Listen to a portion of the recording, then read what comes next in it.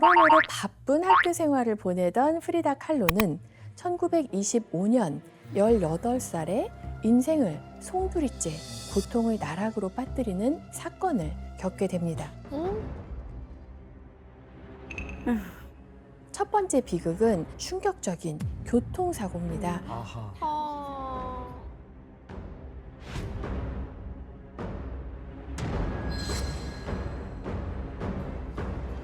버스 손잡이의 철제 기둥이 몸을 관통하는 치명상을 입습니다. 너무 끔찍한데 이거? 큰 사고 아닐 거라고 생각했는데 네. 너무 큰 사고인데요 이거? 그런데 이때 그 사건 현장을 지나가던 행인이 이제 프리다를 도와준답시고 기둥을 뽑아버린 거예요. 그렇기 때문에 이제 척추와 이제 신경에 굉장히 심각한 손상을 입게 됐죠. 그러면 당시 이제 프리다 칼로의 상태가 얼마나 심각했는지 한번 보실 텐데요. 아유. 여기 이제 당시 이제 사고를 이제 묘사한 그림입니다. 골반. 네, 보시다시피 오른쪽 쇄골 그리고 왼쪽 어깨 탈구가 보이시고요. 갈비뼈가 나갔고 척추도 많이 부서졌고 오른쪽 다리뼈는 11조각으로 부서졌다고 해요. 그러니까 전신의 뼈들을 다 하나하나 재조립해야 한다고 할 정도로 굉장히 처참하게 부서진 상태였습니다. 다행히 수술이 끝난 후에도 살아있기는 했지만 의사들은 한 달이 넘도록 계속해서 프리다가 곧 죽을 거라고 말을 합니다. 그래서 프리다 칼로는 교통사고 1년 후에 이제 사고 현장을 그림으로 남겼는데요. 아유, 끔찍하다. 프리다는 충격이 너무 컸으니까 평생 자신의 교통사고를 그린 그림은 딱 이 한 점밖에 남기지 않았습니다.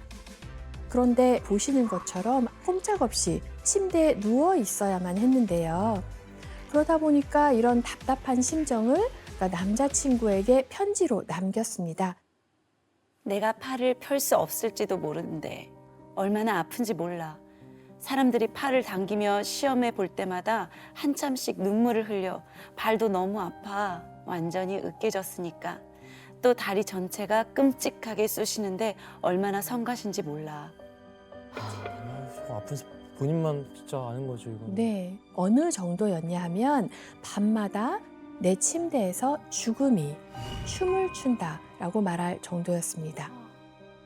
그런데 사실 이렇게 뼈가 부러진 고통보다 그러니까 프리다 칼로를 더 크게 절망시킨 게 있었는데요. 당시 철제 기둥이 프리다의 골반과 자궁을 뚫고 나왔는데요. 이 부상 때문에 평생토록 자신을 괴롭히는 진단을 받게 됩니다. 불임인가요? 네, 바로 아이를 가지기 힘들다는 진단을 받았습니다. 그래서 저 고통이 상상이 안 돼요, 감히. 육체적 고통과 정신적인 고통까지 다 왔는데. 그러니까요.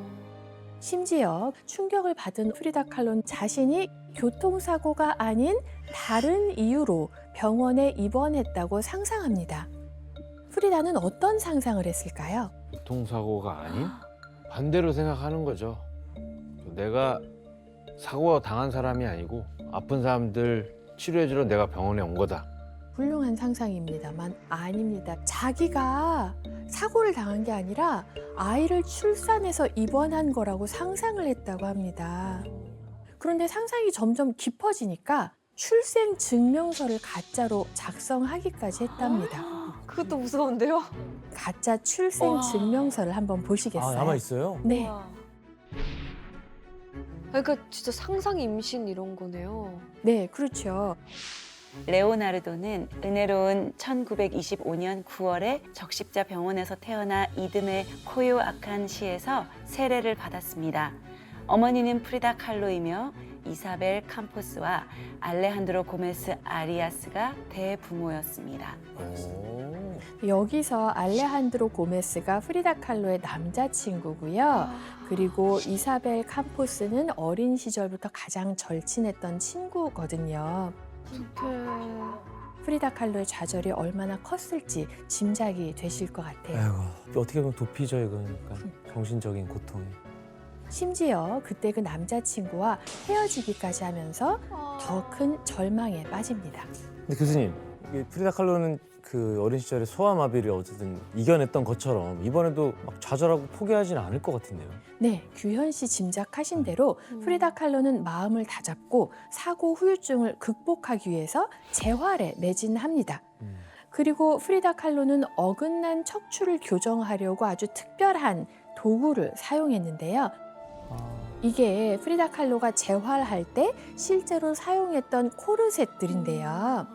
이 코르셋들이 어긋난 척추뼈들을 제대로 맞추고 고정하는 역할을 했고요. 프리다 칼로의 몸에 딱 맞게 제작됐습니다. 뼈네 뼈. 아이고. 이런 코르셋을 입고 지내는 괴로움이 어땠을지 상상이 되세요? 답답하죠. 네. 그래서 화가가 된 후에 갈갈이 찢긴 본인의 몸을 여러 작품으로 남겼지요. 대표적인 작품들을 함께 보시겠어요? 우와. 그림 속의 프리다 칼로는 절망에 빠져 있는 것처럼 보이지요. 그래서 이동식 침대 위에 누워 있는 몸을 보면 이제 척추에 수술 자국이 선명하고요. 그리고 그 곁을 지키고 있는 또 다른 프리다 칼로도 눈물을 흘리면서 손에는 코르셋을 들고 있습니다. 그러네. 그래서 척추를 다친 뒤에 재활하는 괴로움을 표현한 것 같습니다. 또 다른 그림 한번 보실까요? 어떤 이건 프리다 칼로가 느낀 육신의 고통을 가장 잘 표현한 대표작인 부러진 척추라는 작품입니다. 상반신은 벌거벗은 채 코르셋만 착용하고 있는데 그 안에 척추뼈는 금이 가고 부서져서 위태로운 기둥이 간신히 버티고 있는 걸로 묘사했습니다. 온몸을 찌르는 날카로운 못이 프리다 칼로가 하루 종일 느끼는 통증을 표현한 것 같습니다. 그러니까 그림만 봤을 때는 왜 저렇게 무섭고 암울하게 그렸지 싶었는데 다 이 자기 사고 이야기를 듣고 나니까 너무 이해가 돼요. 안타깝다. 이렇게 프리다 칼로는 온몸이 산산조각난 고통을 마주하면서 2년 동안 침대와 코르셋에 묶인 신세로 보내야 했습니다. 끔찍하다. 그런데 프리다 칼로는 깊은 절망 속에서 자신을 살아 숨쉬게 만드는 이것과 운명적인 만남을 갖게 됩니다. 아, 그게 뭐였을까요? 이제 드디어 그림이 나오네. 그림. 네, 바로 그림입니다. 침대에 누워있는 동안 유일하게 팔을 자유롭게 쓸 수 있었던 프리다 칼로에게 부모님이 그림을 그려보라고 권유를 한 거예요. 그런데 거동이 이렇게 불편한 프리다 칼로가 다른 방법으로 그림을 그릴 수밖에 없었겠지요. 그래서 어떻게 그렸을 것 같으세요? 누워서 그리나? 이거 매달아 놓고? 네, 맞아요? 네, 사진으로 한번 볼까요? 그러네 진짜. 그치, 네. 하루 종일 누워 있어야 되니까. 프리다 칼로의 부모님은 이 사진처럼 그러니까 프리다가 누워서도 그림을 그릴 수 있도록 특수 의자를 만들어줬다고 합니다. 와. 그러니까 하루 종일 대부분 침대에 누워서 보내다 보니까 가장 쉽게 접할 수 있는 소재가 바로 자기 자신이었기 때문이고요. 그래서 프리다 칼로는 침대 캐노피에 이제 거울을 붙여두고 자신을 관찰하면서 자화상을 그렸습니다. 그래서 자기 자신은 프리다 칼로에게 가장 좋은 소재였겠죠. 자화상. 그래서 프리다 칼로는 이후에도 자화상을 많이 그렸습니다. 평생 무려 55점의 자화상을 남겼는데 이거는 전체 작품의 3분의 1에 해당하거든요. 특히 이 그림은 라틴 아메리카 예술가의 작품 중 최초로 10억 원이 넘는 금액에 낙찰되는 기록을 세웠습니다. 와. 이렇게 프리다 칼로의 자화상엔 독특한 매력이 있어서 미술사에서 자화상으로는 프리다 칼로가 가장 독보적인 화가로 꼽힙니다.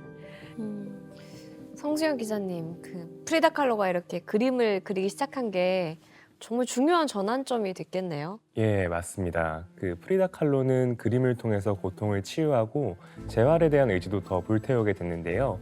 가족들한테 이렇게 말했어요. 난 죽지 않았어요. 살아야 할 이유가 생겼거든요. 그림이 그 이유예요. 이 정도로 이제 미술을 좀 사랑했습니다. 그래서 본격적으로 미술 관련 책을 읽고 공부를 하면서 이제 화가의 길을 본격적으로 걷기 시작합니다. 어떻게 보면은 이 교통사고 때문에 그림을 그리기 시작하게 된 걸 수도 있겠네요. 그전엔 그렇지 않았으니까. 고된 재활을 이겨내고 프리다 칼로는 20대가 됐습니다. 그리고 일상생활이 어느 정도 가능해졌어요. 이런 프리다 칼로가 그림 이외에도 새롭게 관심을 보인 분야가 있었는데요. 과연 무엇이었을까요? 패션. 미안해. 연애. 스포츠 같은 거? 되게 놀랍게도 사회주의였습니다. 사회주의였습니다.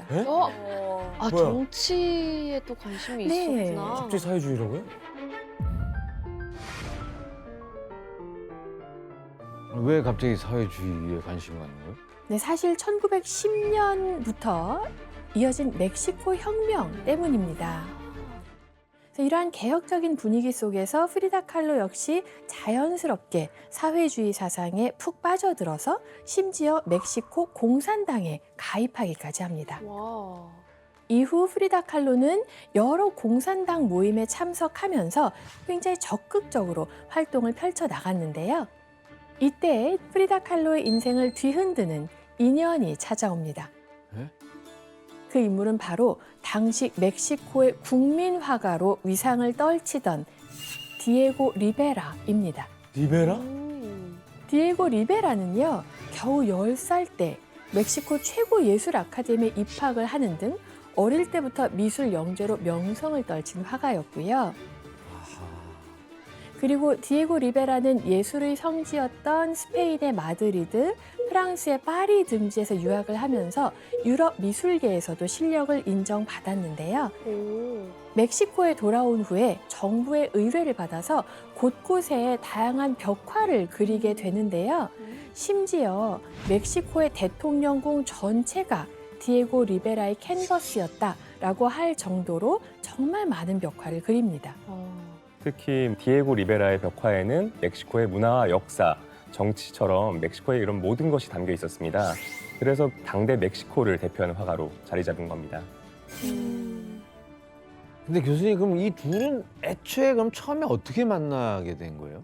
프리다 칼로는 디에고 리베라를 사회주의를 추구했던 공산당 모임에서 우연히 만나게 됐습니다. 거기서 만났구나. 그런데 사실 여기서 예상치 못한 사건이 발생합니다. 제가 여기서 문제를 드리겠습니다. 예상치 못한 사건?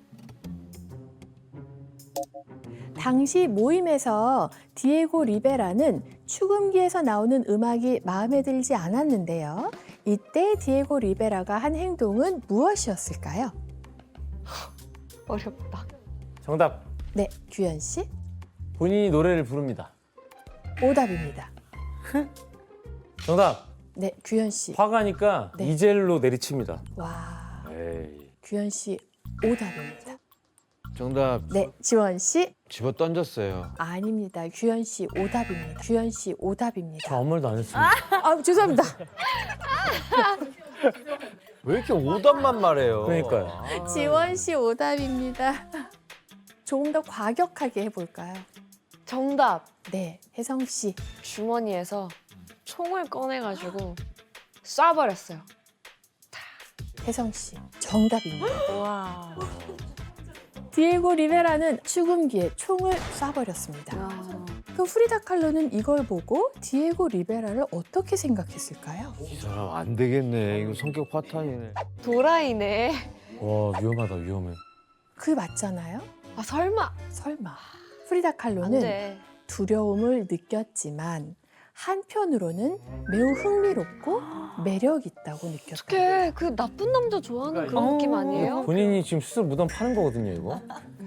디에고 리베라와의 강렬한 만남 이후에 프리다 칼로는 그를 찾아갑니다. 근데 이유가 뭐였을까요? 그림 이야기를 좀 나눠봅시다. 배우고 싶습니다. 그렇죠. 당대 최고의 화가였던 디에고 리베라에게 자신의 그림에 대한 자문을 듣고 싶었던 거예요. 이게 뭐야? 이건 뭐죠? 이건 프리다 칼로가 디에고 리베라에게 처음 보여줬던 그림이라고 이제 추정되는 것들인데요. 사실 프리다 칼로는 이때까지 한 번도 전문적인 미술 교육을 받은 적이 없었거든요. 근데 이런 그림을 본 디에고 리베라의 반응이 어땠을 것 같으세요? 총으로 쏴버렸는 거 아니었지?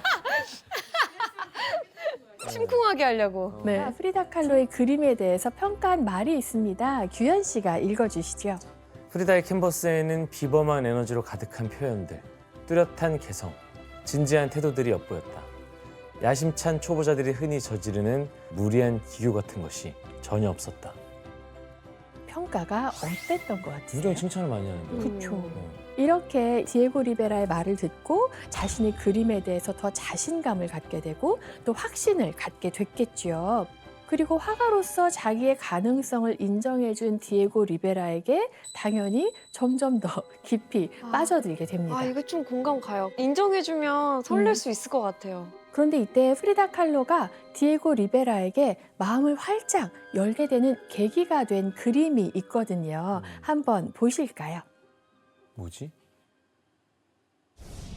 디에고 리베라가 그린 무기고에서라는 작품인데 혁명 같은 건가? 네, 한가운데에 그러니까 공산당을 상징하는 빨간 셔츠를 입은 프리다 칼로가 그 혁명군에게 무기를 나눠주는 그런 그림이에요.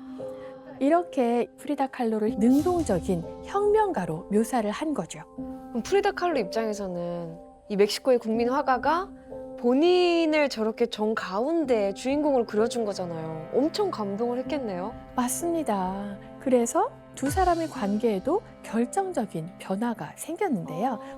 바로 연인이 됩니다. 야.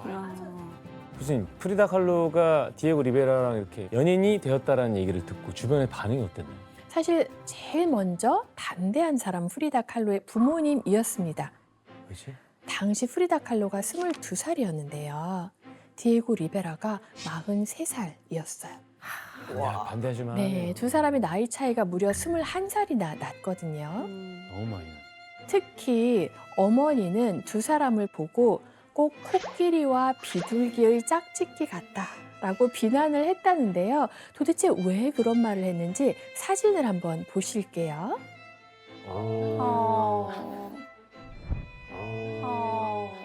그러지 마, 진짜. 아, 내가 부모라면 뜯어 말릴 거야, 진짜로. 디에고 리베라는 키가 180cm에 몸무게가 150kg에 육박하는 엄청난 거구였습니다. 그런데 프리다 칼로는 보시다시피 153cm밖에 안 되는 작은 키에다가 아주 왜소한 몸이었지요. 야, 바지를 어디까지 입은 거야? 아니 도대체 근데 거의 명치까지 올린 것 같아요. 아, 웃겨. 하지만 주변의 우려에도 불구하고 1929년 프리다 칼로는 디에고 리베라와 결혼을 결심하게 됩니다. 아, 결혼까지 해요? 멕시코 최고의 거장인 디에고 리베라와 신예 화가 프리다 칼로의 결혼식은 신문에 실릴 정도로 엄청난 화제를 모았습니다. 그런데 이 결혼식을 격렬하게 반대하면서 참석하지 않은 사람이 있었습니다. 누굴까요? 부모님. 어머니.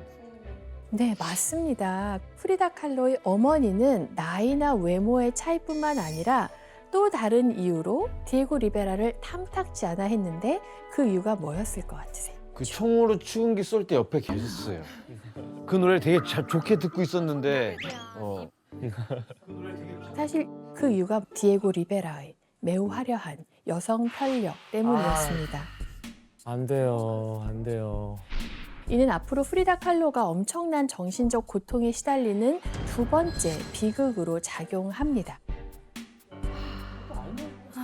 성주영 기자님, 디에고 리베라의 여성 편력이 어느 정도였어요? 그 당시에도 소문이 굉장히 무성했는데요. 디에고 리베라가 겨우 6살 때부터 홍등가를 드나들었다 이런 설도 있었습니다. 만났던 여자들은 셀 수도 없이 많습니다. 그래서 국적별로 하면 러시아, 미국, 멕시코 다양하고요. 또 이제 유명 화가, 헐리우드 배우, 모델처럼 직업들도 아주 다양했습니다. 글로벌하게. 아니 저런 배바지 아저씨가 뭐 좋다고. 와. 뼈 이게 어떤 꽃인 것 같으세요? 연꽃입니다. 근데 이 숫자가 무슨 뜻이냐면 물 숫자가 아니라 잠자는 숫자예요. 잠자는 연꽃이에요. 밤에는 이렇게 오므라들었다가 아침이 되면 피는 그런 꽃이고요. 1889년 그 파리 엑스포 때 에펠탑이 만들어집니다. 근데 다른 사람들은 다 에펠탑에 관심이 많았는데 이 꽃과 식물에 관심이 많았던 이 모네는 그때 출품되었던 이 수련이라는 이 꽃에 완전히 매료돼요. 이 소담한 이 생김새뿐만 아니라 이 은은한 향기 아마 여기에 완전히 매료되면서 지베르니에 있는 자기 연못을 이 수련으로 가득 채우게 됩니다. 어머 진짜. 대박이다. 모네가 거의 뭐 생애 마지막을 쏟아부었다고 하는 곳이 지베르니 정원인데요. 이 규모는 한 그 3,000평 정도 되는데 굉장한 그 부를 일군 것 같지만 조금씩 늙혀 나가신 겁니다. 그래서 처음부터 이렇게 한 게 아니라 처음에는 월세 사시다가 돈을 조금씩 모으시면서 주변을 한 칸 한 칸 나가다 드디어 이 길 건너에 있는 조그마한 개울을 이용해서 큰 연못을 만들고 여기가 자기가 사랑하는 꽃을 심고 꽃이 변해나가는 그 순간순간을 다 그림으로 그리게 된 거죠. 이때 그가 그린 수련 연작이 대략 한 몇 작품 된다고 생각하시겠어요? 100작품 될 것 같은데. 엄청 많으니까 한 수백 작품 정도 되나요? 수백 작품. 지금 알려진 게 한 250점 정도 됩니다. 많다면 많고 적다면 적지만 우리가 아무리 사랑하는 연인도 한 100번 그리라고 하면은 약간 좀 힘들어할 텐데 수련에 대한 애정이 찐이었던 거죠. 정말 끊임없이 그렸고 그가 아마 1890년대부터 그렸으니까 한 30년 넘게 이 그림을 자기 생애 마지막 순간에는 이 수련과 함께한 그런 화가가 바로 모네라고 할 수 있는데요. 이 모네의 수련을 보면 어떤 느낌이 드시나요? 그래서 이 수련뿐만이 아니라 모네 작품 전체적인 특징이 조금 평온하다, 안정적이다. 네, 사실 이게 전체적으로 모네의 그림을 보게 되면 굉장히 편안하고 안정감 있는 그림인데요. 그의 삶을 이렇게 들여다보면 정말 불꽃 같은 그런 삶을 살게 됩니다. 정말 도전의 연속이었고요. 그렇기 때문에 굉장히 많은 상처까지 받았던 사람이 모네라고 할 수 있습니다. 그는 인상주의의 첫 번째를 열었고 그야말로 생애 마지막 순간에 가서는 인상주의를 완성한 화가가 바로 모네라고 할 수 있죠. 그러니까 인상주의의 개척자이자 완성자가 모네인데요. 그를 대표하는 초기 그림이 바로 뭐냐면 해돋이 또는 일출이라는 작품이고요. 또 가장 중요한 타이틀은 인상입니다. 그러니까 인상, 해돋이 또는 뭐 인상, 일출이라는 작품이 여러분이 보시고 있는 이 작품인데요. 이게 1872년도에 그려졌고요. 이게 이제 작품이 이후에 공개되면서 사람들이 완전히 당혹감에 빠지게 됩니다. 이게 그림이냐? 당시 평론가가 이 그림 보고 약간 조롱조롱 본질을 그린 게 아니라 인상을 그린 거라고 했는데 모네부터 이런 식의 그림을 그리는 일련의 화가들을 대표하는 이름이 되어버린 거예요. 인상주의가 되었죠. 원래 좀 이름이 이렇게 시작하는 게 많죠. 약간 비판하거나 조롱하는 것들이 그 이름이 되어버리는 어떻게 보면 대명사가 된 경우가 많은데 이 그림을 왜 그렇게 당시 사람들이 불편해하겠냐면은 지금 우리가 이 그림은 뭐 명작으로 얘기를 하기 때문에 이게 어떻게 보면 자연스럽고 그가 즉흥적인 표현 같은 것들을 담아냈다라고 하지만 당시 사람들이 이런 그림을 공개적인 곳에서 본 적이 없어요. 이거는 불편한 그림이고 그리고 특히 저 앞에 해돋이 일출을 그린 그 저런 붓터치들은 이게 이 화가가 선이나 제대로 그릴 수 있었을까라는 비판을 그 당시에 할 만큼 조롱거리가 되었던 거죠. 이게 어느 정도로 심하게 조롱이 되었냐면은 이 인상파들이 모여서 그리는 그룹전이 있었는데 그 그룹전을 조롱하는 그 만화입니다. 내용이 뭐냐면 임산부는 들어가면 놀라실 수가 있으니까 출입을 금하는 그런 장면입니다. 그 당시 사람들에게는 너무나 혁신적인 그림이었고 도대체 받아들일래야 받아들일 수가 없었던 그런 그림이었던 거예요. 선도 하나 제대로 그리지 못해서 그런 어떻게 보면 실력도 안 되는 일련의 화가들이 이거 표준어입니다. 개발 세발 그린 그림이 바로 인상파 그림이라는 그런 얘기가 있었던 거죠. 근데요, 그러면은 모네 그런 붓터치 같은 거를 저렇게 조롱할 만큼의 그런 사람들이 그 당시에 그럼 좋아했던 그림은 어떤 그림인지. 그래서 제가 하나 가져왔습니다. 그 당시 일반적으로 우리가 풍경화하면 생각했던 그림입니다. 사진 같다라는 게 우리의 첫 느낌이고요. 나무는 나무처럼, 산은 산처럼, 들판은 들판처럼 있는 그대로 그려야 되는 게 이게 그림의 어떻게 보면 정석이었는데 이런 기본적인 룰을 완전히 깬 화가가 모네였던 거죠. 그러니 오른쪽에 익숙한 사람들이 보기에는 왼쪽은 좀 받아들이기 너무 어려운 파격적인 그림이었던 겁니다. 비교해 놓으니까 정말 왜 그랬는지 이해가 되네. 결국 뭐 당시 화가뿐만 아니라 지금 화가들도 그림이 팔려야 생계를 이어나갈 수가 있는데 그렇죠. 그림이 안 팔리기 때문에 모네도 굉장히 힘든 삶을 살게 됩니다. 거의 한번 무명의 삶을 30년 이상 살았다고 할 수 있겠죠. 아유, 예. 포기 안 한 게 되나. 와. 그런데 모네가 여기서 점차 전략을 수정합니다. 소위 말하는 연작을 시작합니다. 연달아 그리는 거예요. 그러니까 사람이 이해를 못하면 이해할 때까지 그리는 거예요. 그게 바로 뭐냐면 이 모네의 연작 시리즈가 탄생하는데 가장 유명한 연작, 그리고 그가 진짜 화단에 이름을 강하게 남긴 연작은 건초더미 연작입니다. 와. 이 건초더미 연작을 거의 40년 넘게 그립니다. 똑같은 건초더미를 아침에 그리고 저녁에 그리고 봄에 그리고 가을에 그리고 이런 식으로 건초더미와 나를 감싸고 있는 대기의 순환과 변화를 면밀히 관찰해서 계속 그리는 거예요. 시시각각 변화하는 자연의 환경을 그림 속에 담고 싶어 했던 거죠. 그 부분을 각인시킨 게 바로 이 건초더미 연작이라고 할 수 있고요. 정말 이 작품이 팔려나가기 시작하는데요. 그 당시 일반적으로 마켓에서 그림이 팔렸던 가격은 대략 300~400만 원짜리 그림이었던 거예요. 근데 이 건초더미 연작이 드디어 인정받으면서 가격이 순간 10배 뜁니다. 네, 3~4천만 원씩 팔리고. 그리고 사람들이 모네가 무엇을 하려고 했는지, 그가 그렇게 혼신적으로 해서 그리려고 했던 것이 무엇인지를 이 시리즈를 통해서 알게 되는 거죠. 이제 그렇게 되면서 작품값이 오르게 되고 그가 그러면 지베르니에 있는 자기 집을 넓히게 되죠. 선생님, 그러면 모네랑 마네는 뭐가 달라요? 마네와 모네, 인상주의의 최고의 적은 저는 뭐라고 생각하냐면 두 사람의 이름이 같다라는 거예요. 같은 게 아니라 영어로 써놓으면 더 비슷해요. 우리만 헷갈리는 게 아니라 모든 인상주의 연구자나 미술사학자들이 다 혼동스러워하고요. 심지어는 당시 사람도 헷갈려 했고요. 더한 거는 둘도 헷갈려 했습니다. 아, 진짜 이게 두 사람의 이름이 너무나 혼돈스럽죠. 잠깐 그러면 우리 마네의 그림을 보겠습니다.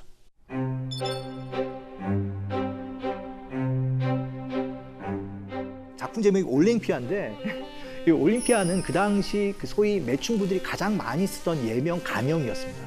그러니까 이 작품 제목부터 이 작가는 의도를 갖고 들어온 것이죠. 그 소위 말하면 그 당시에 어떤 성문화를 신랄하게 비판하는 의도로 이 그림을 그렸다고 볼 수 있고요. 누워있는 여인의 그 모습, 특히 목에 감싸고 있는 저런 그런 장식성, 이런 것들이 다 저속한 느낌을 고의적으로 주려고 했다라고 보는 것이죠.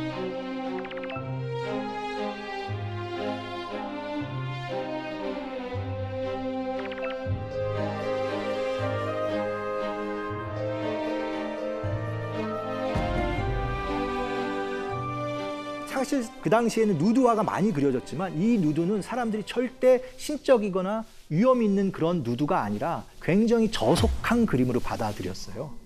그러니까 원래는 그림을 보러 전시장에 가면 우아하고 아름다운 그림이 있어야 되는데 이거는 어떻게 보면 그 당시 사람들이 숨기고 싶어 했던 좀 부끄러운 그림들이 이렇게 걸려 있었던 거죠. 당시 정말 이런 그림을 봤을 때 사람들은 마네에 대해서 굉장히 불편해했고 그래서 이런 그림들을 그리는 화가라고 해갖고 뭐 일단 마네를 이다나 아니면 정말 또 정말 골치 아픈 말썽꾸러기 이렇게 좀 생각을 하고 있었던 거죠. 항상 이렇기 때문에 그 마네는 자기 스스로도 조금 힘들었던 것 같아요. 그래서 이 그림이 그린 그 다음에 1866년에 어떤 일이 있었냐면은 이제 드디어 국전, 살롱전 오프닝 날이 있었던 거죠. 그래서 마네가 간 거예요. 작품도 냈겠다. 자기 작품이 됐을까 안 됐을까 얼마나 조마조마했을까요. 딱 이 살롱전에 들어갔을 때 갑자기 박수가 환호성이 나왔다는 거예요. 작품 가장을 하자면. 그리고 사람들이 축하한다고 그러고 막 이번에 또 좋은 작품 냈다고. 그래서 이제 얼떨떨이 마네가 설마 내 작품이? 뭐 이게 반신반의하면서도 약간 기분이 업됐겠죠.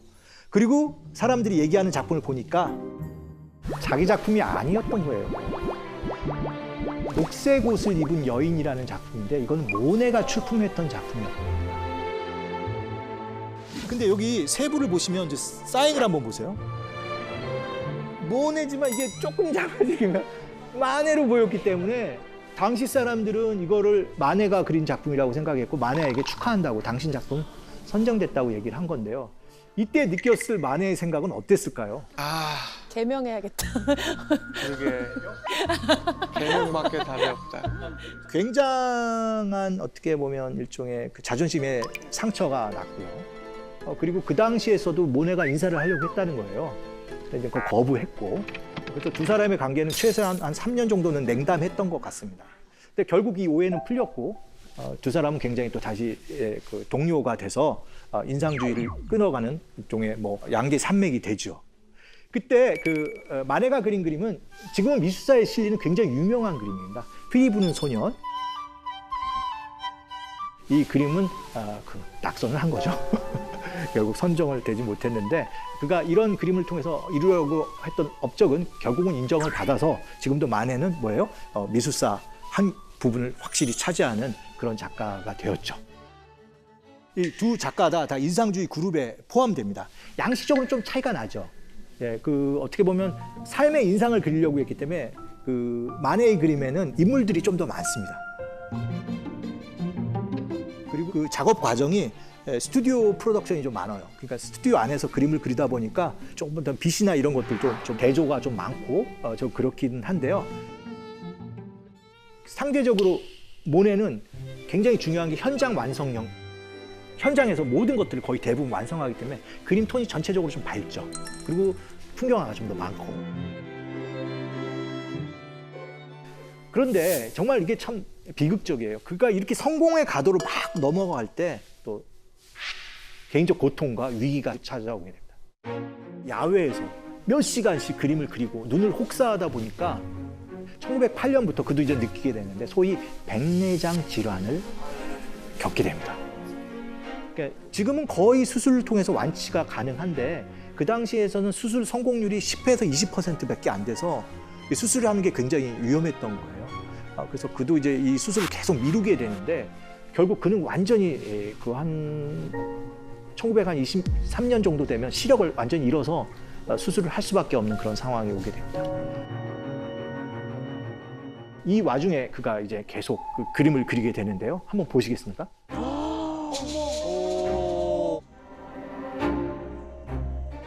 초기에 그린 그림은 우리가 인상파 그림 범위에 있죠.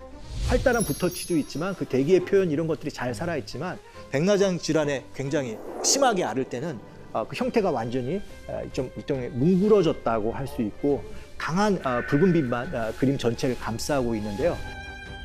사실 그가 이 안질환, 이 백내장을 앓았을 때 더 큰 그 개인적 시련을 겪게 됩니다. 자신을 돌보던 첫 번째 부인이 죽고 나서 그를 돌보던 두 번째 부인이 죽게 됩니다. 알리스죠. 알리스가 이때 또 죽게 돼서 그는 뭐 굉장한 또 개인적 위기에 빠지게 되는데 특히 그가 항상 의지했던 큰아들도 또 1914년 뭐 그때쯤에 이제 사망합니다. 비슷한 시기에 또 1차 세계대전이 벌어지게 됩니다. 이제 전쟁의 공포, 그 개인적인 고독 이런 것들이 엄습하고 있고 그 와중에 어떻게 되는 거예요? 시력을 계속 잃어가고 있었을 때 이 노화가에게 남은 선택은 거의 없었던 것 같아요. 그런데 이제 놀라운 거는 그가 아마 자기의 생애 마지막 70대 중반을 넘어가면서 이런 생각을 한 것 같아요. 대작을 남기겠다.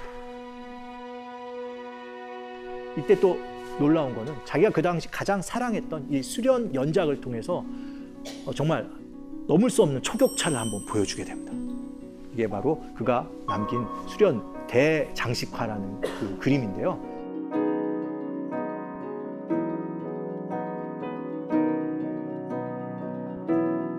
완전히 그 인간적인 어떤 삶의 마지막에 있어서 다시 이제 붓을 들고 일어나게 되는데요. 이 화가의 뒷면에 있는 저 수련 연작을 그리겠고 저것을 통해서 진짜 누구도 이뤄내지 못한 엄청난 업적을 쌓겠다는 그 인형도 다시 화가로 도전하게 됩니다. 와, 진짜 멋있다.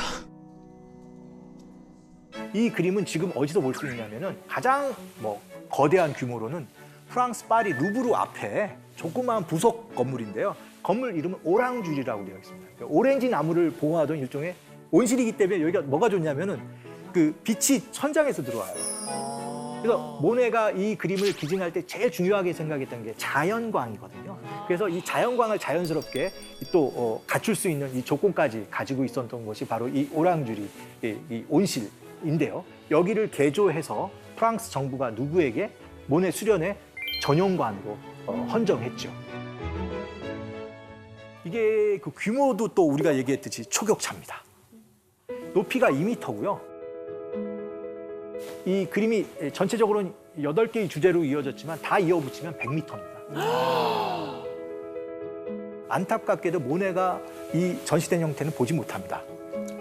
그는 1926년에 그 생을 마감하고 오랑주리 미술관이 완성된 건 그 다음 해입니다. 그래서 어쨌든 프랑스 정부는 약속을 지켰고요. 그럼 지금과 같이 이러한 형태로 전시되어 있습니다. 그런데 말입니다. 이 그림의 오른쪽을 좀 주목해서 보시죠. 이 그림은 프랑스 파리 오랑주리에 있는 모네 그림입니다. 수련, 바로 구름이라는 연작인데요. 지금 저 그림에 한번 주목을 해보시면 위의 그림이 지금 국립중앙박물관에 전시되어 있고 이건희 컬렉션을 통해서 국가에 기증된 수련 작품입니다. 비슷한데? 굉장히 비슷하죠. 똑같아. 그림자 라인이 똑같죠? 네, 똑같습니다. 이 아래는 햇볕이 좀 강해서 빛의 대비가 좀 더 크고요.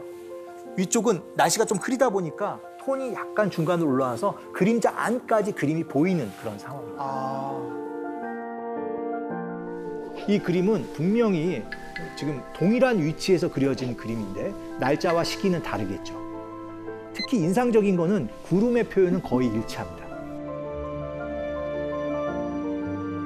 하지만 또 우리의 또 관심사는 그 아래에는 안 보이는 꽃망울입니다.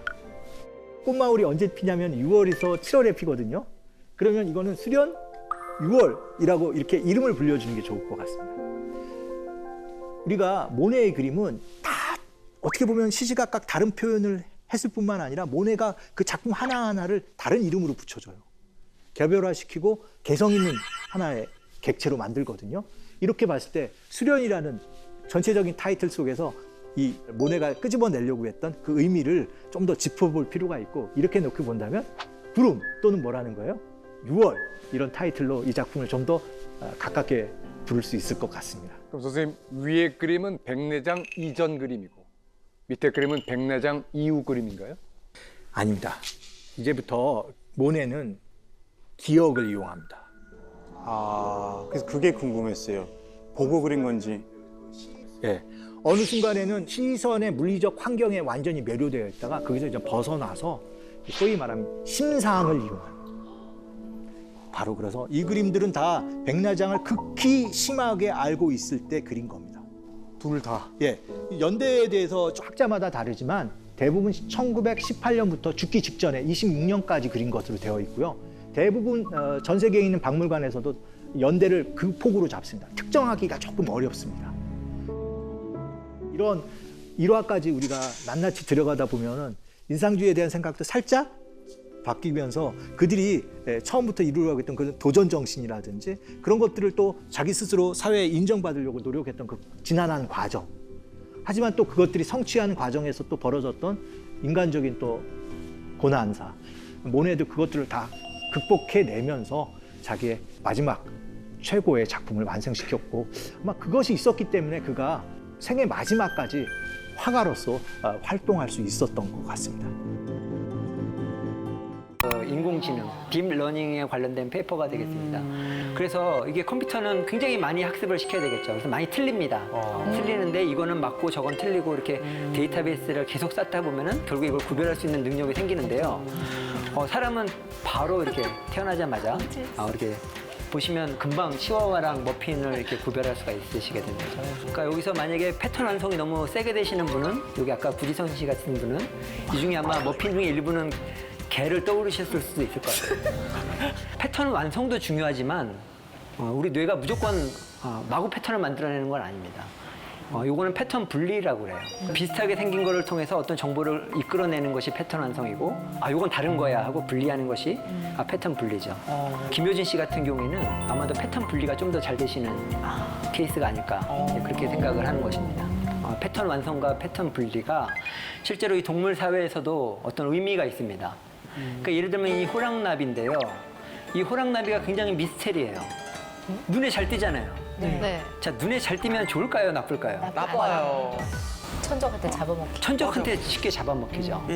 예, 그럼에도 불구하고 이 호랑나비가 지금 많이 돌아다니고 있다는 거는 뭔가 생존 전략이 있다는 거죠.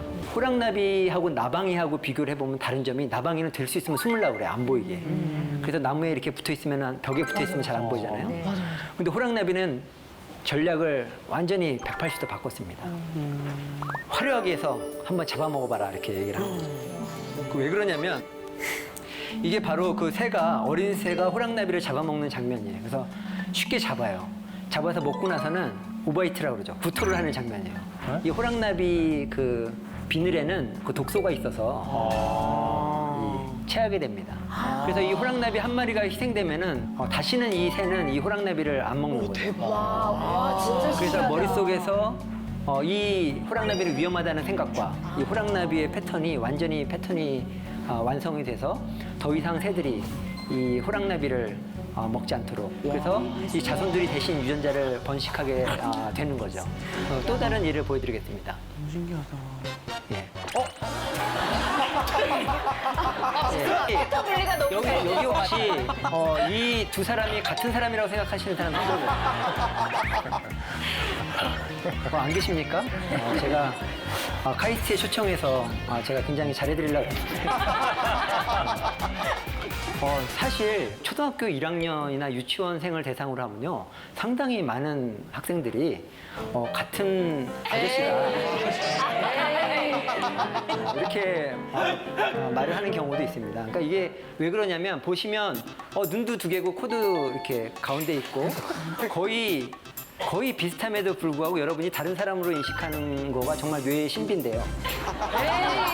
이러한 그 기능을 패턴 분리라고 합니다. 그래서 우리 뇌는 미묘한 차이도 이렇게 다르게 구별을 하는 그런 능력이 이제 발달이 돼 있는 거죠.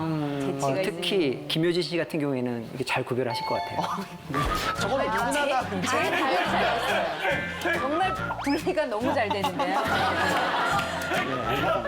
네. 이병헌 씨가 주연한 영화죠. 번지 점프를 하다. 제가 굉장히 감명 깊게 본 영화인데요. 여러분 내용은 아마 기억하실 거예요.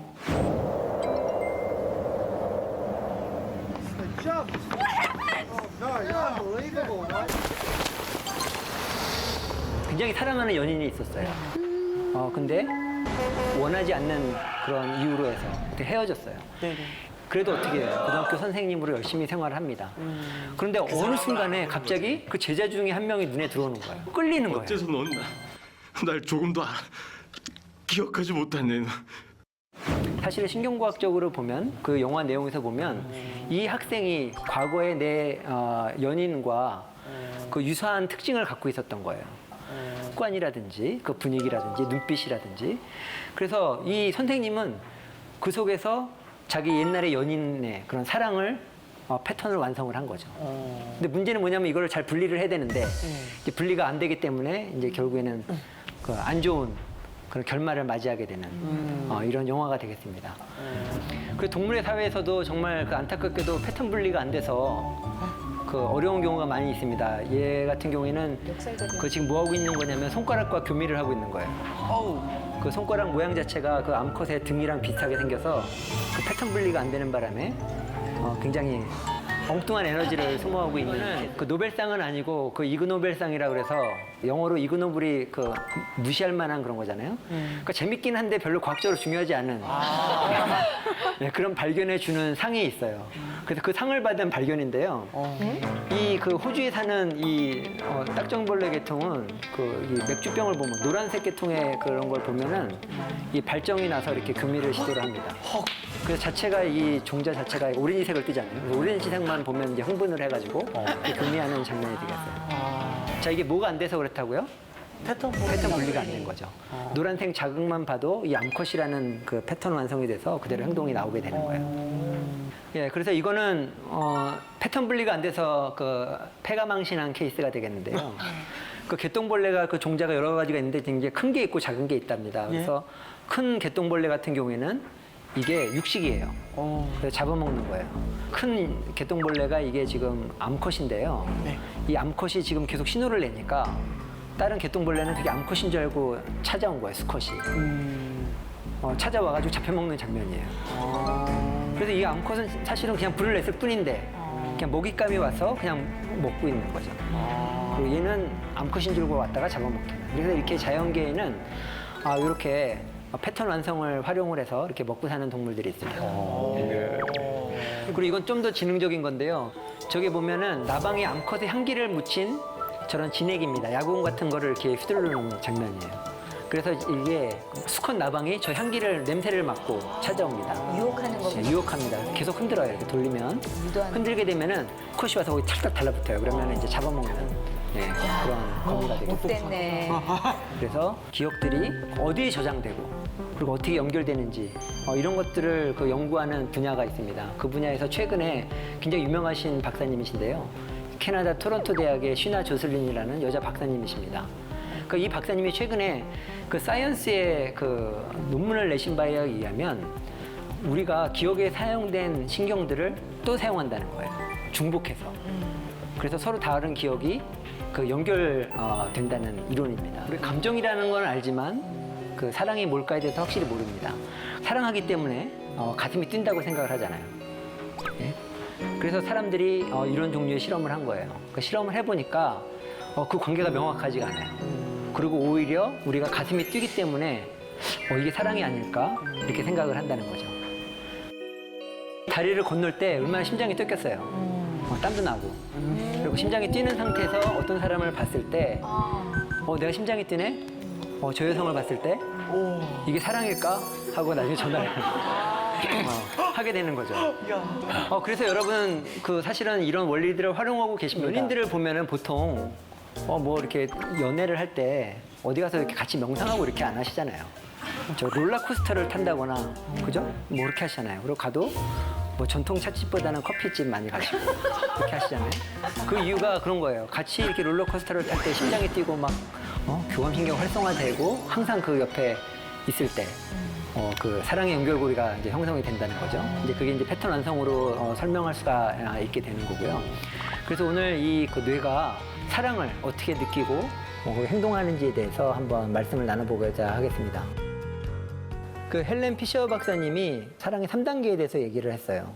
그러니까 우리는 단지 사랑이라는 거를 어떤 뜨거운 감정으로만 생각하는데 생각보다 복잡하다. 이 사랑이라는 것들이 첫 번째는 그 욕정의 단계가 있습니다. 뭐냐면 우리가 대상이 없어도 기본적으로 나도 사랑에 빠졌으면 하는 그런 느낌들이 항상 있어요. 그런 에너지가 있어요. 그런 게 욕정의 단계고, 그다음 끌림의 단계는 뭐냐면은 목표를 찾은 거예요. 그래서 딱 보면 이제 그 사람밖에 안 보여요. 아웃포커스 되고 그 사람만 보이는 이제 그런 단계가 되는 거죠. 그리고 애착의 관계는 뭐냐면은 그런 떨림이나 그런 건 없지만은 이제 배우자로서 이제 평생 같이 할 수 있는 그런 연결이 소위 말하는 그 정의 단계, 정으로 사는 단계. 거기에 이렇게 3단계로 나눠지게 됩니다. 그래서 먼저 여기 계신 분 보니까 다들 이렇게 굉장히 점잖으시고 욕정이 별로 없으신 것 같아요. 그래서 참 이게 가기가 어렵네요. 이게 또 다른 실험인데요. 칵테일 파티라는 그런 실험입니다. 여기는 그 실험을 당하는 사람도 있고 실험하는 사람도 있고 섞여 있어요. 그래서 옆에 테이블에서 얘기하는 소리가 잘 안 들리잖아요. 그죠? 어느 정도로 안 들리냐면 옆에 사람들이 갑자기 그 영어를 하다가 갑자기 이탈리아 말을 하고 갑자기 중국말을 해도 못 알아들어요. 바뀐 거를. 그런데 옆에 소리가 들리는 경우가 있어요. 자, 무슨 소리가 들릴까요? 그러니까 어떤 내용이 귀에 솔깃하게 이렇게 들어오게 될까요? 뭐 전화번호. 전화번호. 어디 사니? 905 이런 얘기. 그래서 과학자들이 여러 가지 실험을 해봤어요. 실험을 해봤더니 주로 자기 이름이 나올 때. 그렇죠. 이름이 나올 때 이거 굉장히 그 중요한 문제잖아요. 누가 내 얘기를 하고 있는 거잖아요. 그래서 그런 경우가 있고, 두 번째는 뭐냐면 약간 성적인 단어가 나올 때. 여기 실험에서 여러 가지 실험을 했지만 그 중에 결론 중에 한 가지가 뭐냐면 우리가 이름과 성적인 그 단어와 같은 걸 달리 해석하면 우리 생존과 그 번식에 굉장히 그 민감하다는 거죠. 평상시에도. 그렇죠, 효진 씨? 잘 들리죠? 이름이. 네네. 네, 그러니까 가끔가다 제가 이렇게 이름을 불러주면 학생들도 이렇게 자다가 이렇게 깨어나게 됩니다. 맞아. 잠결에서도 이름 소리는 네, 들리더라고요. 그렇죠. 잠결에도 계속 듣는 능력이 계시잖아요. 아, 그렇구나. 비정상이니까. 이거는 저희 그 카이스트 교수님께서 본인의 경험을 얘기해 주신 건데요. 결혼식장에 이제 신랑 입장에서 이렇게 걸어가고 있었던 거예요. 너무 긴장해서 가고 있는데 그 순간에 놀란 게 한 가지 있다는 거예요. 이 교수님이 입장을 할 때 주변에 여성분들을 이렇게 그걸 스캐닝하고 있다는 거예요. 혹시 그 어떤 이쁜 분이 계신가 하고 이렇게. 옛날 여자친구가 봤을까 봐 그런 생각이 나요. 뭐 그럴 수도 있고요. 그래서 본인이 내가 왜 이러지 이러면 안 되겠다고 이렇게 한번 다시 마음을 다시 고쳐잡았다는 그런 말씀이 어떻게 있더라고요. 그건 뭘 말하는 거냐면 벌써 우리 본능이죠. 본능적으로 남자들은 이렇게 주변의 어떤 여성들을 이렇게 보는 그분이 뇌가 이상해서가 아니라 원래 그렇게 돼 있습니다. 그래서 오히려 어떤 분들은 시선을 김상준 씨 같은 케이스인데 이렇게 딱 시선을 고정하고 가시잖아요. 그러니까 엄청 노력하시는 거예요. 원래는 이게 자동으로 돼야지 정상입니다. 그래서 이게 굉장히 그 선인들의 지혜인데요. 우리 전통 원래 진짜? 우리 전통 혼례에서는 그 유교식 전통 혼례에서는요. 이게 얼굴을 이렇게 가립니다. 야, 진짜 지혜로우시다. 근데 이게 이렇게나 되겠구나. 확실히 그 의도는 모르겠어요. 이게 신랑이 이렇게 그 눈빛을 이렇게 하는 게 안 좋으니까 가린 건지 아니면 신랑으로 하여금 한 번 더 기회를 주기 위해서 이렇게 한번 볼 수 있게. 볼 수 있는 마음 놓고 볼 수 있는 기회를 준 건지 모르겠지만 어쨌거나 이렇게 얼굴을 가리는 장면이고요. 그리고 이거는 뭐 걸어가는 거니까 별로 위험하지 않아서 괜찮다고 생각이 드는데 다음 보여주시죠. 이렇게 말을 타고 갈 때도 아이고 세상에. 이렇게. 그래서 앞에 이렇게 한 분이 대신 끌어주시고 이렇게 시선을 이렇게 오로지 나는 나의 신부만 생각할 수 있는 그런 배려. 굉장히 좋은 제도라고 생각을 합니다. 남자들이 그 사고가 나는 경우를 보면 굉장히 유명한 그 사진 그림이죠. 그 여성에게 시선을 주는 바람에 난 사고 장면들, 그 위험한 장면들에 대해서 이렇게 얘기를 한 겁니다. 근데 이게 아까도 말씀드렸다시피 이게 정상적인 반응이에요. 이거를 너무 이렇게 안 좋게만 보시면 안 됩니다. 실제로 이렇게 굉장히 지적으로 성숙한 사람들도 어쩔 수가 없어요. 보시면 그 각국의 정상들의 경우에도 굉장히 정치적으로나 존경받는 분들도 순간적으로 자동으로 이렇게 되는 그런 측면이 있는 거죠. 아니, 그러면 선생님, 네. 남자친구랑 여자친구랑 데이트하다가 짧은 치마를 입은 여자가 지나갈 때 고개를 돌리는 걸로 절대 싸우면 안 되는 건가요, 그러면?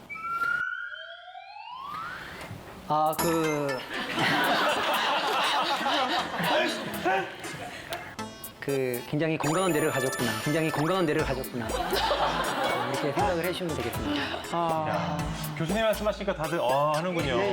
제가 와이프한테 얘기했다 진짜 맞을 뻔했거든요. 그래서 남성분들은 또 이 시선을 잘 이렇게 조정을 하셔야 되겠죠, 그죠? 20세기에 들어오기 전까지는 정확하게 뇌를 이해한다는 것이 사실은 불가능했어요. 19세기에 들어와서는 증기기관 같은 거 그런 것들이 이제 멀리 퍼져 있으니까 인간의 뇌도 일종의 증기기관 같은 그런 기계가 아닐까 이렇게 생각을 했다고 해요. 자, 그러면 인간의 뇌를 사람들이 본격적으로 연구를 시작한 것은 한 100년 전부터 인간의 뇌를 현미경을 써서 정말 꼼꼼하게 들여다보기 시작했어요. 그때 나온 이제 연구 결과물 중에 하나인데 여기 보여드리는 건 뭐냐면 인간의 뇌예요. 한 100년 전쯤에 브로드만이라는 신경해부학자가 그려놓은 그림인데요. 굉장히 유명한 그림이에요. 그리고 그 이후로 지금까지도 우리가 인간의 뇌를 이해하는 데 큰 영향을 미쳤습니다. 그래서 보시면 인간의 뇌를 하나의 지도를 그려놓고 있죠. 영역으로 나눠놨어요. 현미경으로 자세히 보니까 영역에 따라서 신경세포가 배열된 방식이 한 영역에서 한 영역으로 넘어갈 때 달라진다는 걸 알아냈어요. 그래서 그게 달라지는 부분마다 이제 경계선을 긋고 전체 뇌 지도를 만들고 보니까 인간의 뇌가 한 50개 정도의 영역으로 분할되어 있다는 걸 알아낸 거예요. 여러분들 머릿속에 딱 하나씩 지금 가지고 계신 거죠. 그리고 딱 하나밖에 없기 때문에 만약에 잘 관리를 못한다거나 사고를 일어서 손상을 입게 되면 여러 가지 불편한 이런 일들이 생기게 되는 거죠. 그리고 이 뇌를 보시면 주름들이 많이 접혀 있죠. 그 주름을 전부 다 피면 보통 테이블보 하나 정도의 면적이 됩니다.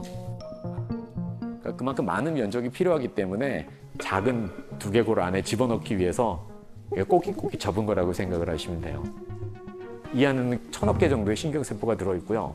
그다음에 그 신경세포들이 서로 연결하기 위해서 많은 그런 케이블들을 주고받고 있거든요. 그 케이블들을 다 펴가지고 한 줄로 쭉 연결하면 그 거리가 얼마쯤 될까요? 대충 지구에서 달나라까지 갈 정도의 거리가 나온다고 해요. 우와! 지구에서 달나라요? 굉장히 많은 케이블들이 정교하게 접혀 있는 그런 뇌입니다.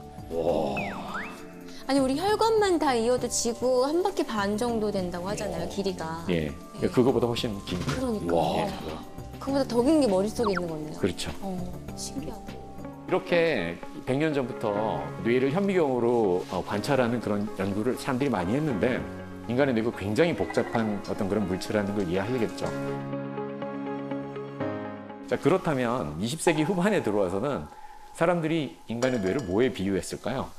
컴퓨터? 그렇죠.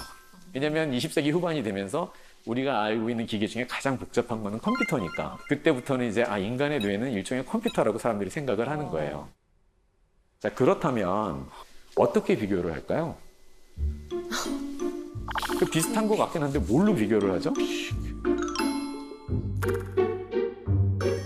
단순하게 해볼 수 있는 작업은 뭐냐면 부품을 뜯어갖고 비교를 해보는 거예요. 컴퓨터 안에 들어있는 트랜지스터의 숫자가 늘어나면서 컴퓨터의 성능이 늘어나요. 간단하게 말하면 트랜지스터는 일종의 스위치예요. 스위치를 여러 가지를 배열을 하면 그 스위치가 배열된 방식에 따라서 일종의 계산을 할 수가 있거든요. 그래서 컴퓨터 안에는 굉장히 많은 숫자의 트랜지스터가 들어있어서 그걸 이용을 해가지고 계산을 하는 거예요. 그래서 예를 들면 1978년도에 이제 가정용 PC가 보급되기 시작할 당시에 그 당시에 컴퓨터 한 대에 들어있던 트랜지스터의 숫자는 한 3만 개 정도가 돼요. 근데 지금 현재 가지고 있는 최신형 컴퓨터에는 100억 개 정도의 컴퓨터가 들어있습니다.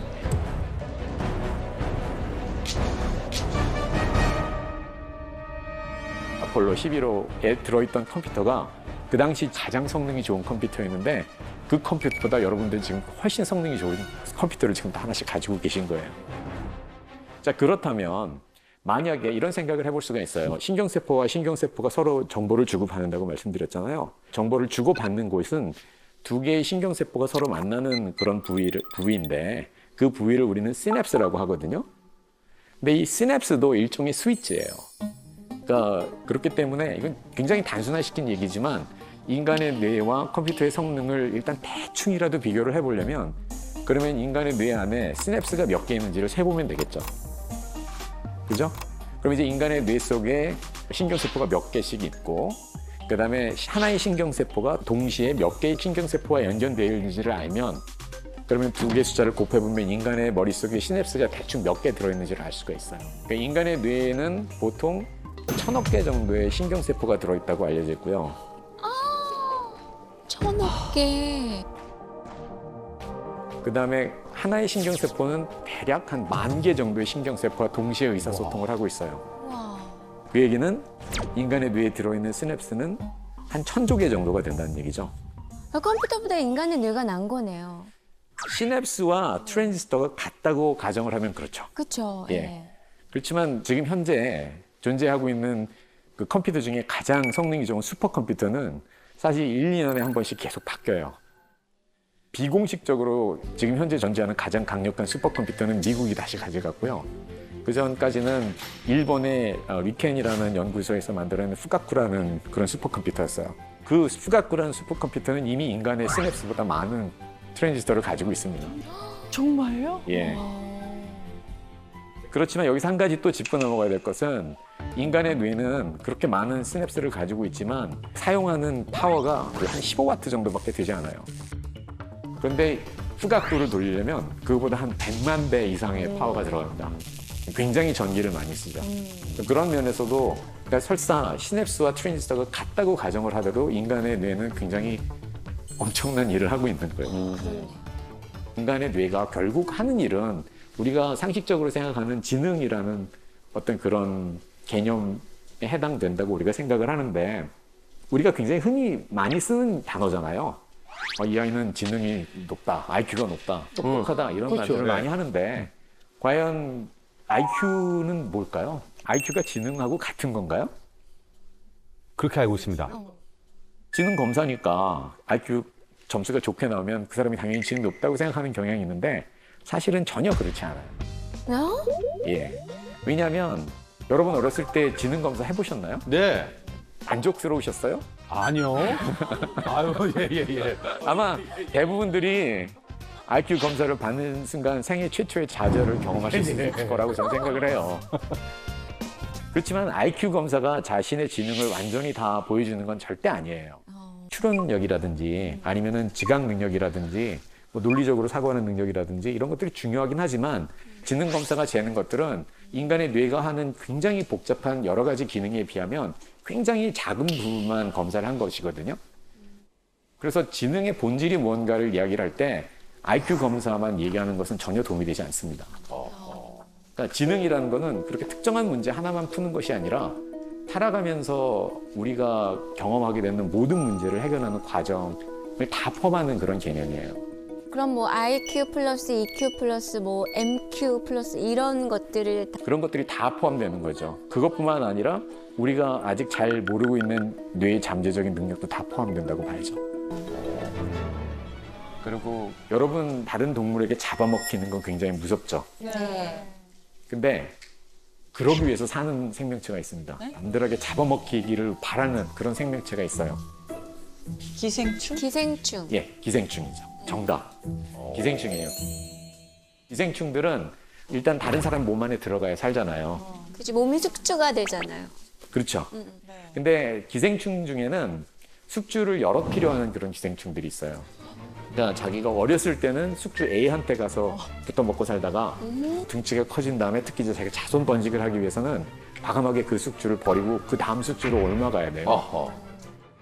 여기 보이시는 그 달팽이 안에는 사실은 르코클로리디움 패라독섬이라는 벌레가 들어있는데요.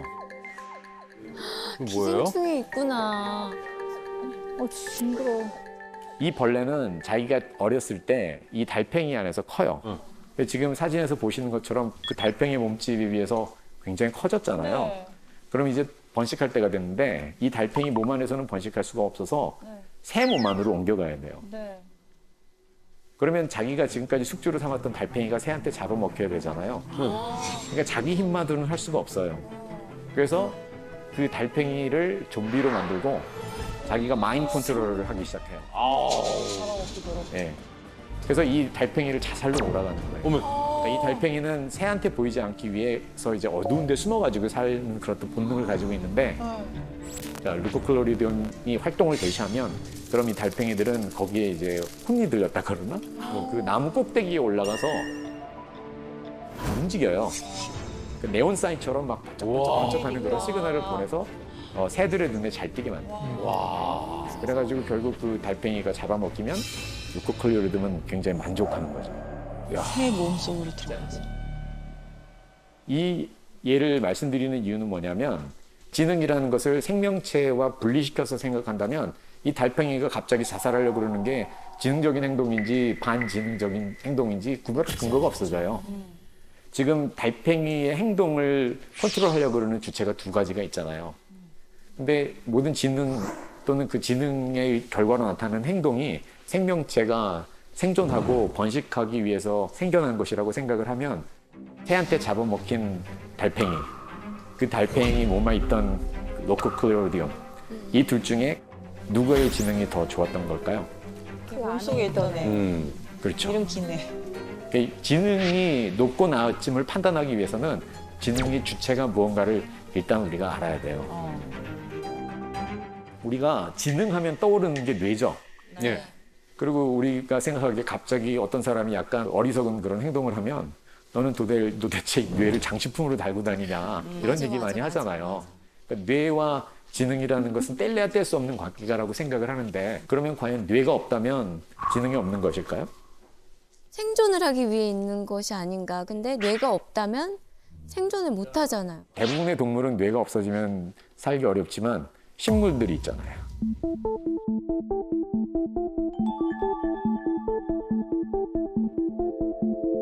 그런 생명체들은 과연 지능이 없는 것일까요? 와, 어렵다. 야, 어렵다. 예. 여러분들이 이 질문에 대한 답을 찾으시는데 도움이 될 수 있는 한 가지 예를 더 보여드릴 텐데요. 지금 여기 보여드리는 거는 파리 지옥불이에요. 영어로는 비너스 플라이 트랩이라고 하고요. 그러니까 주로 파리를 잡기 때문에 그래서 플라이 트랩이라고 하는데 여러분이 생각하시기에 이 식물체가 도대체 어떻게 곤충이 들어가 있는지 알고 그걸 잡아서 잡아먹을까요? 뇌가 없는데 뇌가 없다는 거는 신경세포도 없다는 뜻이거든요. 감각 아닐까요? 뭐가 감각이, 들어오면 그렇죠. 이렇게 감각이 있는 거죠. 이 이파리 사이를 들여다보면 거기 털들이 나 있어요. 그래서 그 털들이 건드릴 때 우리도 누가 자기 털을 건드리면 느낌이 오잖아요. 네. 그런 것처럼 이 파리 지옥불도 자기 이파리 안에 어떤 물체가 들어왔다고 생각을 하고 닫아요. 근데 거기까지만 보통 대부분의 분들은 알고 계세요. 그렇기 때문에 그러면 그 일종의 덫 같은 거라고 생각을 하거든요. 그 덫도 생명체가 아니고 인간이 만들어낸 기기지만 가서 슬쩍 건드리면 탁 닫히잖아요. 그러니까 이 파리 지옥불도 일종의 그런 덫 같은 게 아닐 거라고 생각을 했는데 몇 년 전에 연구자들이 이 파리 지옥불의 행동을 가만히 듣다 보니까 이 파리 지옥불이 생각하고 있다는 결론에 도달하지 않을 수가 없게 됐어요. 어떡해요? 젓가락 같은 걸로 맞아요, 털을 맞아요. 싹 건드리면 네, 네. 그럼 다쳐야 되잖아요. 안 다쳐요. 안 다쳐요. 손가락으로 건드려도 안 다쳐요. 이걸 다치게 하려면 결국 다치게 결국 해보셨어요? 곤충을 줘야 돼요. 예, 곤충은 자기네들 스스로 알아서 언젠가 보면 이렇게 물고 있더라고요. 예, 근데 이게 한 번에 또 뭐 이렇게 물어서 뭐 한 번에 영양분을 이렇게 쫙 빨아들이냐 그것도 아니고 굉장히 오래 물고 있더라고요. 맞아요. 예. 네. 지금 중요한 얘기를 사실 다 해주셨는데, 아, 그래요? 예, 이 파리 지옥불 입장에서 보면 입을 한번 닫는 게 엄청난 투자예요. 왜냐하면 그걸 동물처럼 덫처럼 탁탁탁 순간적으로 닫히는 것도 아니고 닫는데도 시간이 걸리고 일단 닫고 그다음에 그 안에 어떤 곤충이 들어와서 식사 시간이 됐다고 생각하면 많은 양의 소화액을 분해를 해야 되고 그러는 동안에 더 이상 장사가 안 되겠죠. 다른 곤충을 잡을 수 없는 기회비용도 발생하고 그렇기 때문에 신중하게 결정을 해서 입을 닫아야 돼요. 그렇기 때문에 이 파리 지옥불은 어떤 전략을 쓰냐면 한 20초 정도 안에 여러 번 그 털을 자극을 해야 돼요. 그러니까 그 털이 여러 번 자극된다는 것은 여러분이 젓가락을 가서 한 번 툭 건드렸거나 아니면 바람이 불어갖고 모래알이 잠깐 지나갔다거나 이런 일이 아니라 그 입 안에 뭔가 살아있는 생명체가 들어와서 걸어다녔다는 의미한다고 나름대로 파리 지옥불은 판단을 한 거예요. 그 얘기는 뭐냐면 이 파리 지옥불이 숫자를 센다는 얘기거든요. 그렇지. 몸 안에 시간에 대한 개념이 있어서 한 20초 동안 기다리는 거예요. 그 사이에 2번, 3번 이상 자극이 되면 그때 가서 뭔가 먹을 게 들어온 모양이군 하고 입을 닫는 거거든요. 최소한 기억력이 있어야 된다는 얘기고요. 그 다음에 자기가 원하는 숫자에 도달할 수 있는 판단력이 있다는 얘기예요. 대박이다. 근데 이 두 가지 능력, 그러니까 과거에 있었던 일을 기억할 수 있는 능력과 일어난 일이 자기가 예상했던 일과 같은지 다른지를 비교할 수 있는 어떤 그런 판단력은 지능의 가장 기본이 되는 그런 어떤 빌딩 블록이라고 생각을 할 수가 있거든요. 뇌가 없고 신경세포도 없는 식물체들도 지능을 가질 수가 있다는 결론에 도달을 하게 돼요. 소름 돋아. 와, 일종의 식물이지만 굉장히 경이로운 그런 기능을 가지고 있다는 걸 알 수가 있죠.